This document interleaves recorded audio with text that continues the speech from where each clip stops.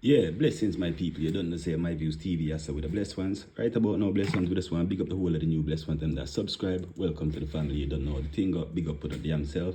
And big up the whole of the blessed ones, them that already subscribe, part of the family and help make this thing happen. You don't know the thing up. Big up on the damn self. Yeah? And big up the whole of the blessed ones, them that link keep on the Instagram. You don't know the thing up. Big up on the damn self. Blessed ones, this video you might hear some things that might be inappropriate to some people. Go over to another video, another channel. Watch something else more appropriate with you. This video is for educational purposes only. You don't know the thing, but big up on that damn self. Yeah, anyway, as that said and done. So today we're going to talk about good kids wanting to be bad. Now, before I seen a video, I think it was yesterday. I'm going to see if I see it. I can't remember if it's Gangster Times or Festify or a bunch of, can't remember which one, but you're gonna see the video anyway. Either way, big up the three of them, guys. The video from one of them, so big up on the damn self. Good kids wanna be bad. Why so much good kids wanna be bad? People say, well, what you mean? What you mean? How is good kids wanting to be bad? Because a lot of these kids was not born into the gang. A lot of them joined the gang by choice. Now, there's people out there that through different circumstances born into the gang. But then you got some kids that haven't been through that. They just decide. I won't even say this, well, they decide, but it's just something that they gravitate to the street more. These good kids that just gravitate to the street more. Some of them successful, a lot of them is not. In the sense, some of them been through some shit, enough of them dead, enough of them in a prison. So the good kids that's wanting to be bad, I don't see the result where it's benefit them. You see what I'm saying to you? Now, a perfect example was this case I've seen, and it's a lot of things we can learn from this case. Yeah. So we're gonna learn how a good kid wanted to be bad. Yeah, we're gonna see that. Then we're gonna see a parent that want the best for their child, but at the same time made the wrong mistake.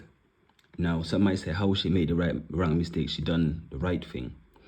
You see, sometimes the right thing could be the wrong thing. Depends how you go about that situation. So anyway, let's talk about it. So this kid, let's cut a long story short. I think he got drugs off somebody for sale. Somebody gave him some drugs, or I think he was a runner. Let's say he was a runner or whatnot, yeah? So somebody gave him some drugs, of a kid as well. Yeah, gave him some drugs to sell. Then his mother find the drugs. I think while he was in the bath or something, his mother found the drugs. She flushed most of the drugs, but left a little bit to show to the police. Now, hold on, stop right there. Now, this showed me this is a good kid, because your mom is not into that life. The fact that your mom flushed that drug showed me your mom is not into them shit. Your mom is against that. For whatsoever reason, probably just naturally against it. Probably been there. Probably just know it's wrong. Yeah, probably just know it's wrong through different things. Probably lost friend through it, family member. You never know, yeah? But either way, we could tell that your mom don't agree with you selling drugs. Perfectly right. I'd be just the damn same, in the sense of not agreeing. So we can see now where this good kid wanted to be bad, because that's not your lifestyle. That's not how your mother raised you, yeah? And you probably think this life was going to be all fun and glorious, and you're going to make the money and have this and that. Sometimes it don't work out like that. Sometimes your life is different, yeah? And when you change that part of your life, you end up in a certain situation like this kid end up now. So anyway, now, all this thing I'm going to say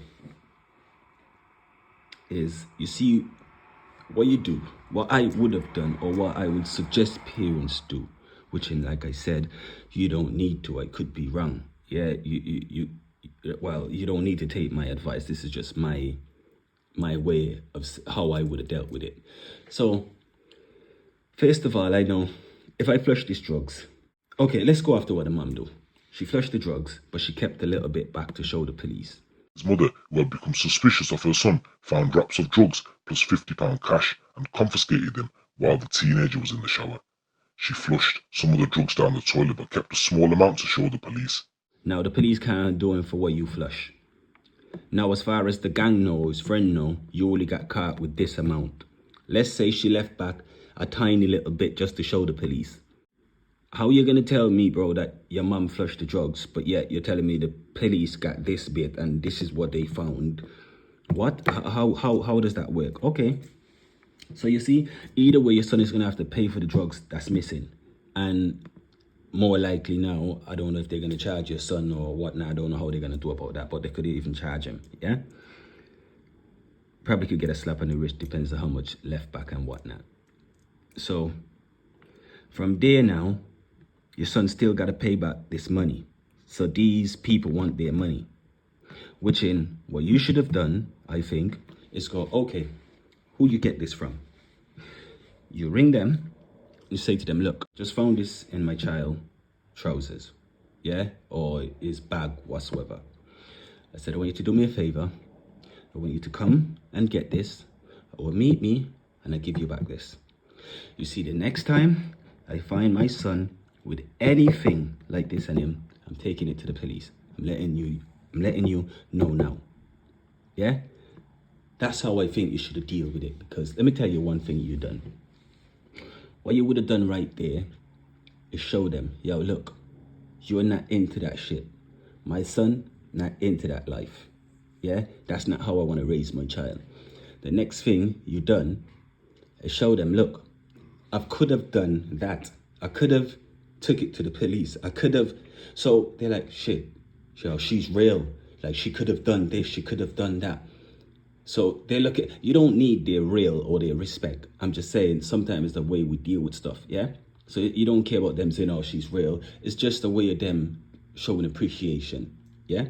So they're going to say, oh, she's real. Like, she give us back the stuff, man. Don't give him nothing else, you know? Then you get your son under control, whether you have to pick him up from school, say he lose certain rights to do certain things, because you realize, look, you can't be out there on the street on your own, because I find this, and you see, so that's how you would deal with it. Now, not gonna say they wouldn't have given back more, but that would have totally been up to him.